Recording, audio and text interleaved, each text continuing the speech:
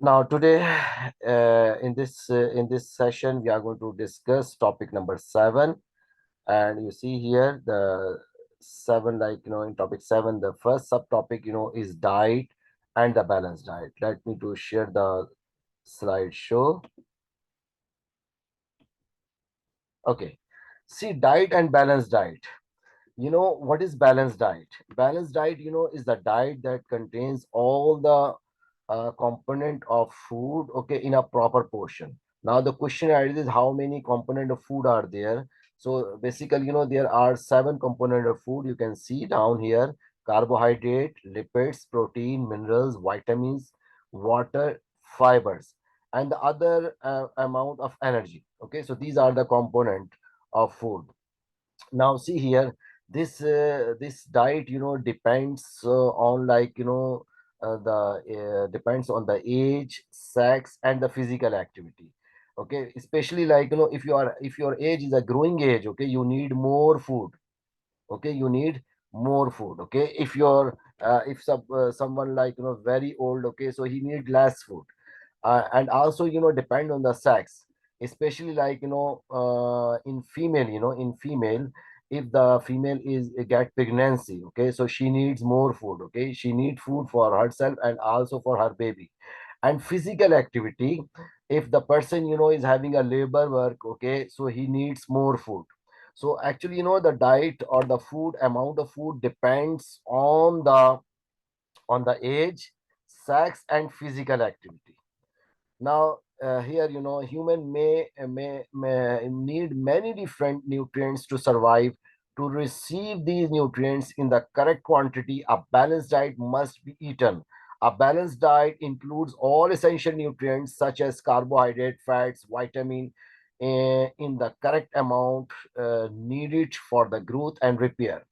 Balanced diets vary between peoples, as you can see here. The amount of nutrients needed are different for peoples of different ages and genders. The amount of nutrients needed also varies depending on the amount of physical activity undertaken by individual people each day. In addition, pregnant and breastfeeding women need more nutrient, as they must be able to feed their baby as well as themselves. Okay, now see here, what are the nutrients, different nutrients, and how, like these nutrients do their function in the body, and what are the sources of these nutrients. For example, carbohydrate. Carbohydrate can be obtained from the rice, potato, yam, okay, cassava, bread, millets, sugary food, cakes, jams, and honey. And what are the function of this carbohydrate? These are the storage carbohydrate. Carbohydrate are the storage compound, and they are the source of energy. They are the source of energy. Also, there are also so many other functions that carbohydrates build the body. Okay, carbohydrates also make some important part of cells. Now another component of food, fats, oil. Now oils are liquid at room temperature, but fats are solid. The difference between fats and oil is that at room temperature, the fats are solid, but oils are in the liquid state. Now from where we get the fats or oil? So see here, these are the sources, like butter, milk, cheese, egg yolk, animal fats, groundnuts. Okay, and what are the functions? Source of energy. See, we get energy from carbohydrate and fats from both, but whatever amount of energy we get it from carbohydrate, the double amount of energy we can obtain from the fats. See, twice as much as carbohydrate. Now, another function of fats or oil: insulation against heat loss. Some hormones also, uh, needed hormones. Cell membranes also made up of lipids or oil, and insulation of the nerve fibers. Now another component of food is protein. What are the sources of protein? From where we get protein? So we get protein from meat, fish, eggs, soya, groundnuts, milk, uh, corn, okay, and cowpeas. Now, what are the functions of protein? Protein, is very important because it's a growth substance. Okay. uh, and also it repair the tissues. And protein, makes all the enzymes, all hormones are made of protein. Cell membrane, even cell membrane is made of a protein. Our hairs, nails can be broken down to provide energy. So actually, our hairs, nails, okay, they are made up of protein. So if we have sufficient amount of protein, okay, so the health, your nails and hair are going to be healthy. Okay, so there is so many, like, uses of protein in our body. Now, another, component, is vitamin C is there. What is the function of vitamin C? They maintain the healthy skin and gums. Okay. And if there is a deficiency of vitamin C in our body, then it causes scurvy. What is scurvy? Scurvy means the bleeding under the skin or bleeding gums. Now, what are the sources of vitamin C? Vitamin C is found in citrus fruits, cabbage, uh, black currants, guava, mango, and tomato.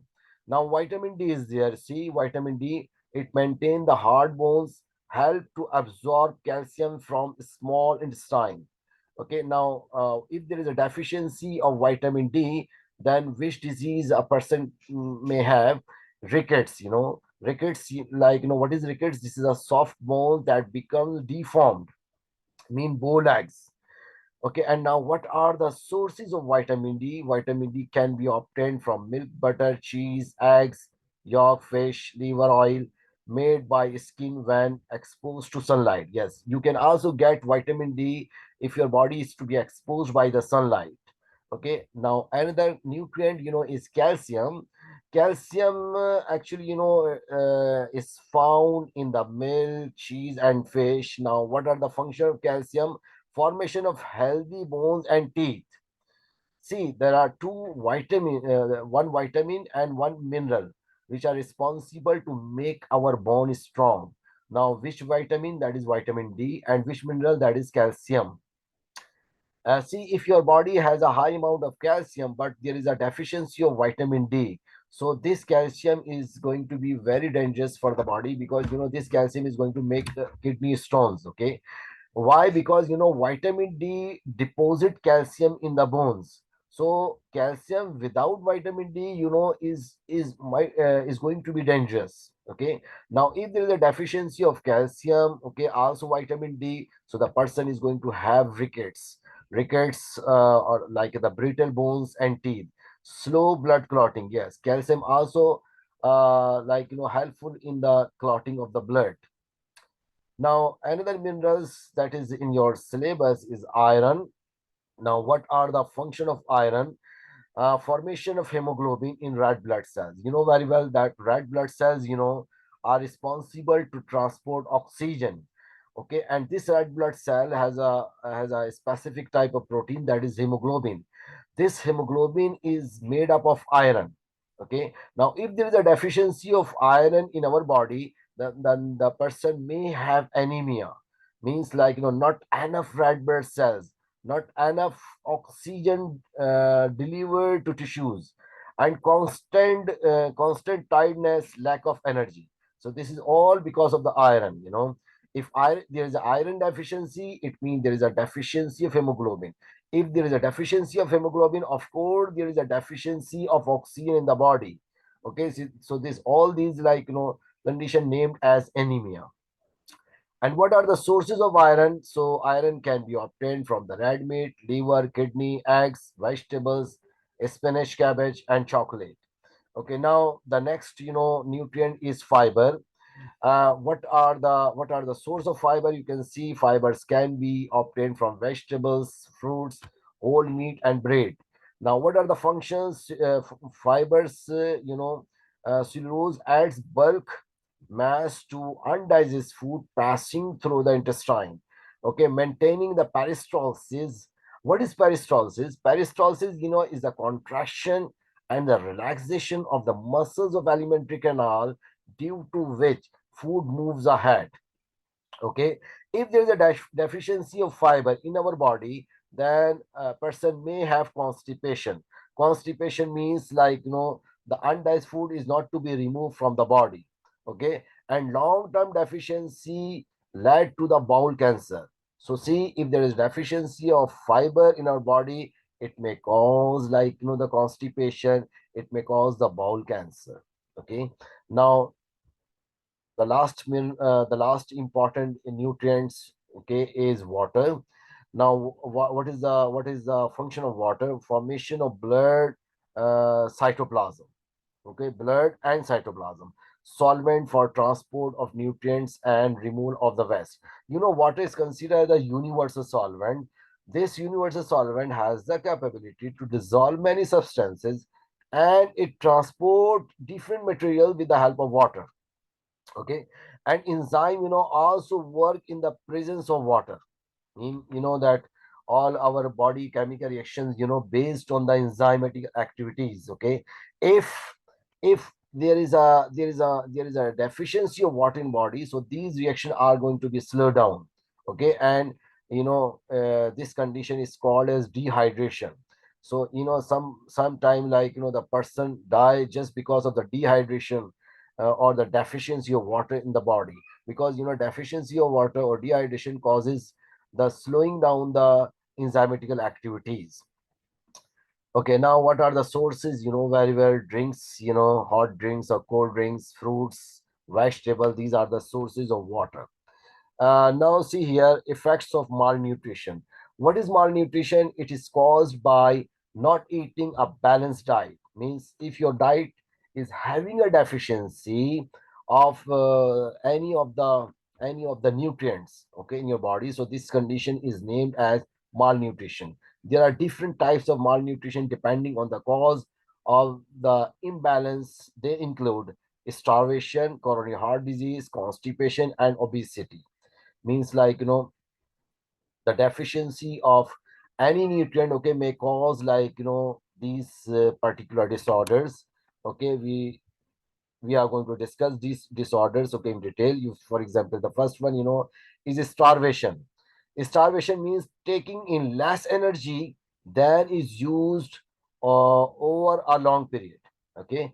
If you are taking like the less energy than is used, means if your body need more energy and you are taking less food, okay, so it causes like the starvation, and body start to break down the energy stores, first fats and then muscles tissues, leading to severe weight loss and eventually damage to the heart and immune system, increasing the risk of many disease.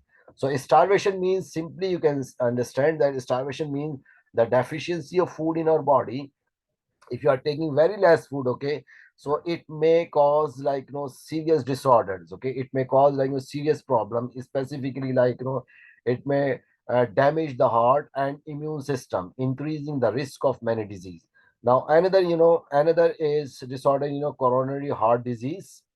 Okay, coronary heart disease means like the disease which is caused by the blockage of the coronary artery.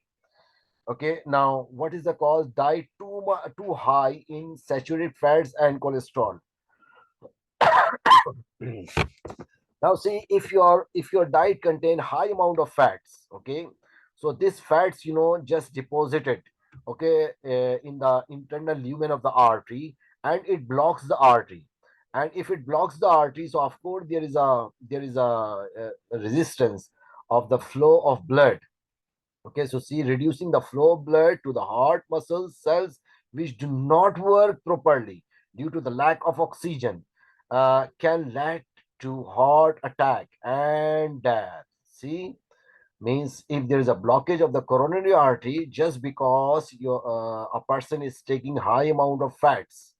Okay, so it causes like the blockage of the coronary artery, and it may cause the death of a person, because the heart muscle will not get sufficient amount of oxygen and glucose.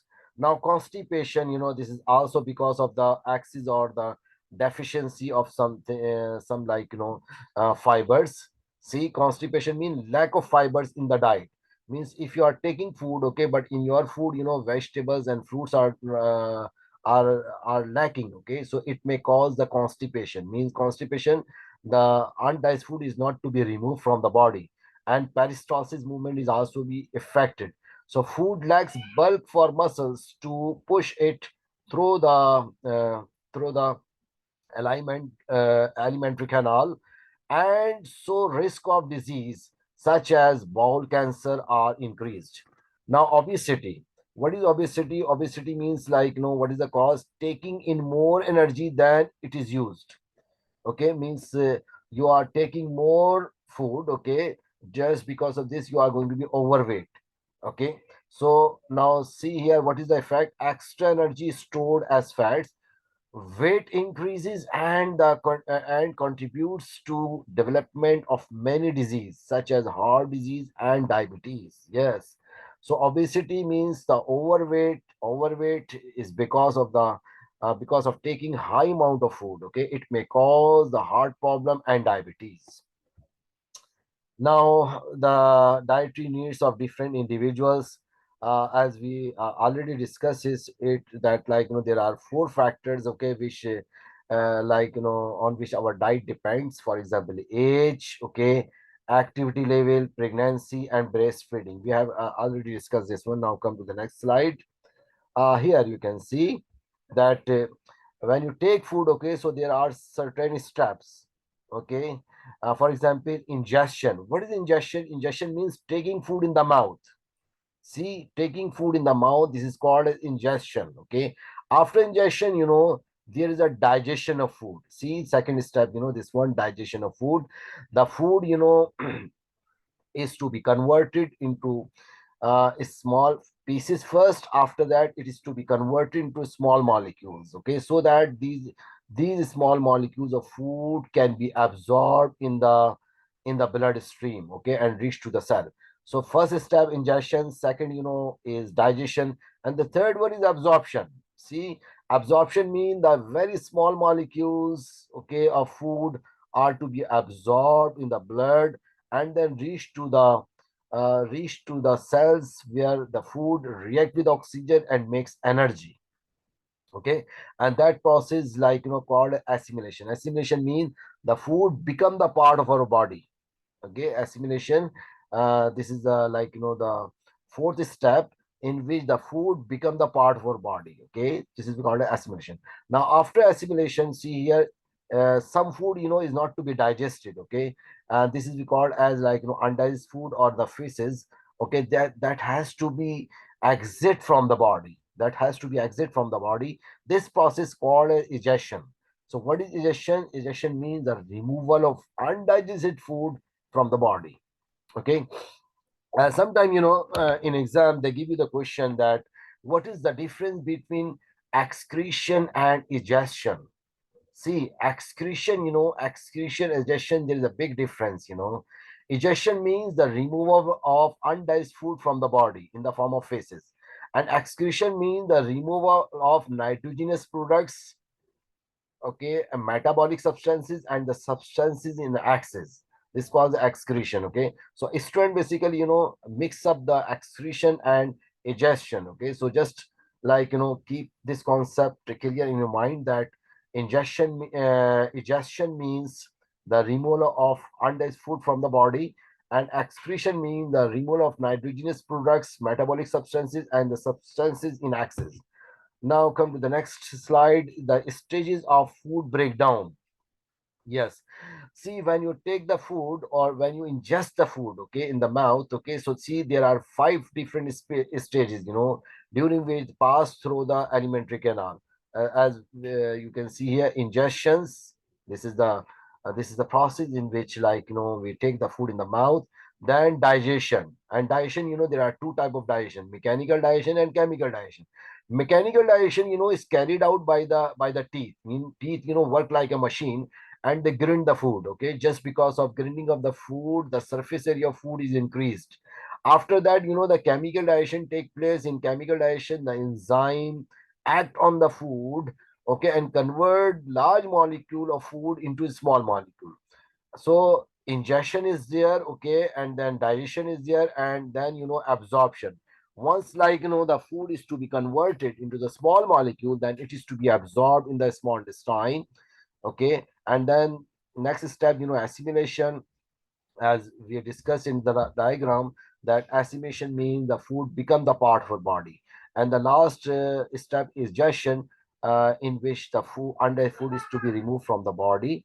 So here you can see, here there is a structure and the function of alimentary canal. See, the firstly the food enters into the mouth, okay, the process called as ingestion. Ingestion, okay.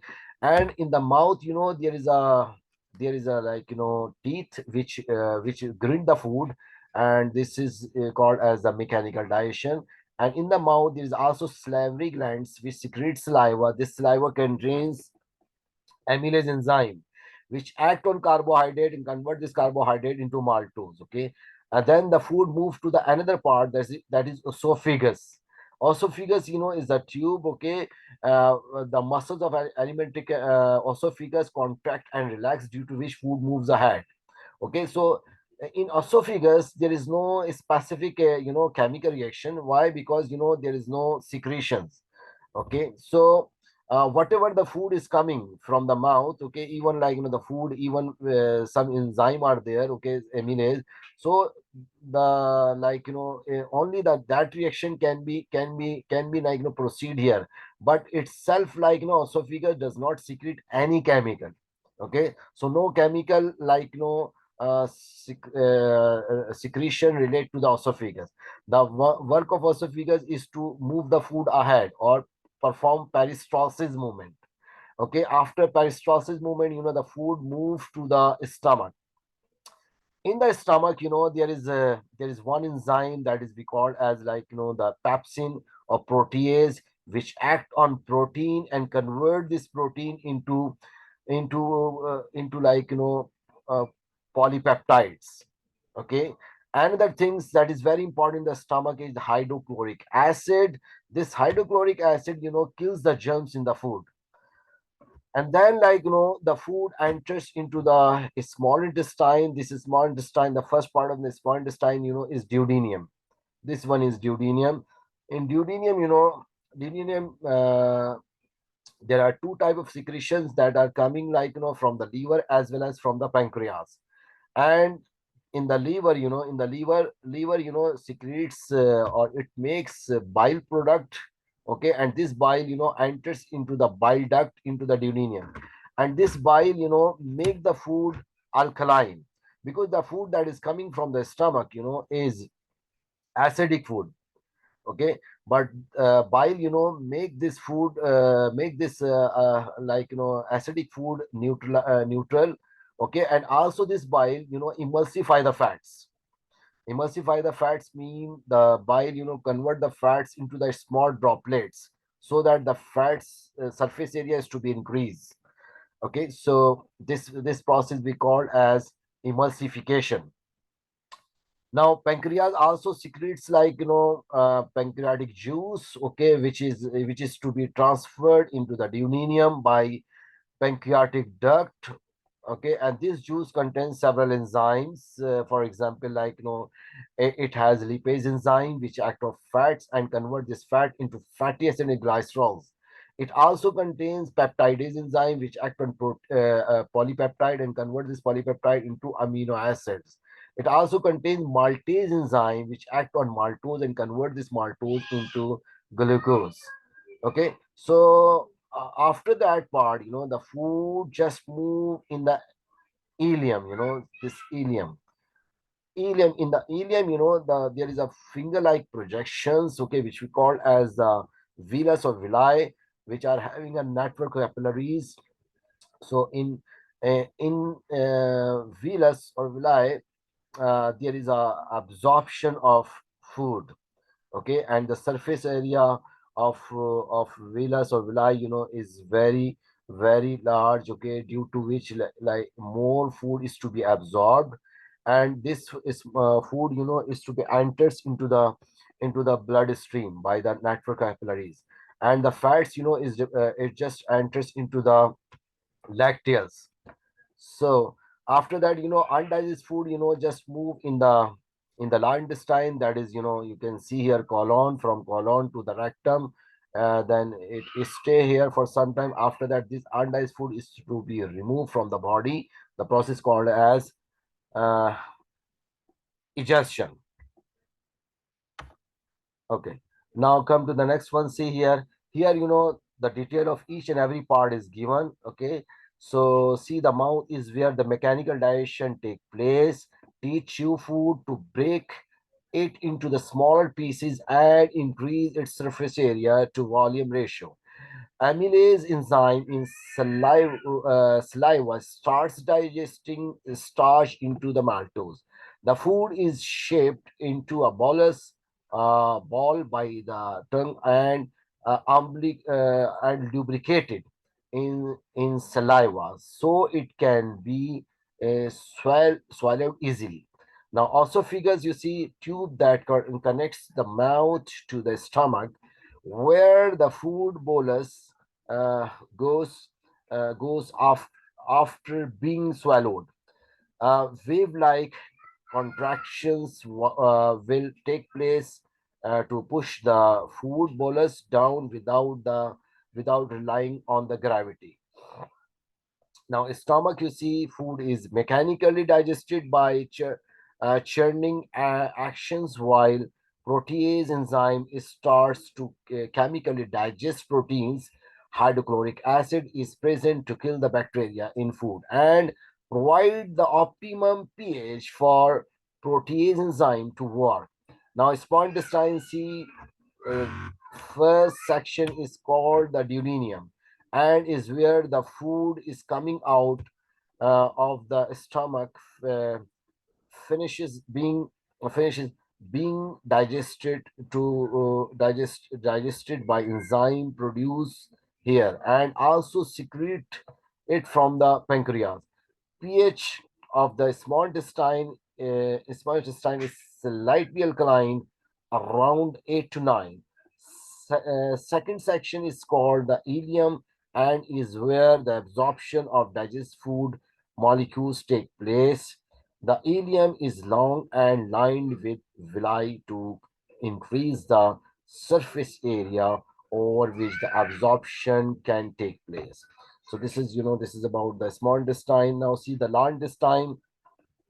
In large intestine, only the small amount of water is to be absorbed, and then the food is called as the undigested food or the feces. Okay, that also has the deficiency of water, and then feces is stored in the rectum.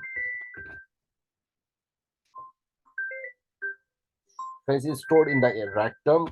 Okay, and then removed through the anus. Now pancreas, you see here, produces all three types of digestive enzyme: amylase, protease, and lipase. Secretes enzyme and alkaline fluid into the duodenum for digestion to raise the pH of fluid coming out of the stomach. Now, liver, liver, as already we have discussed each and everything. I'm just uh, revising it, okay, with you, because in the diagram I explain everything. Now see, the liver produces bile to emulsify the fats. Okay, breaks large droplets into the small droplets. An example of the mechanical digestion.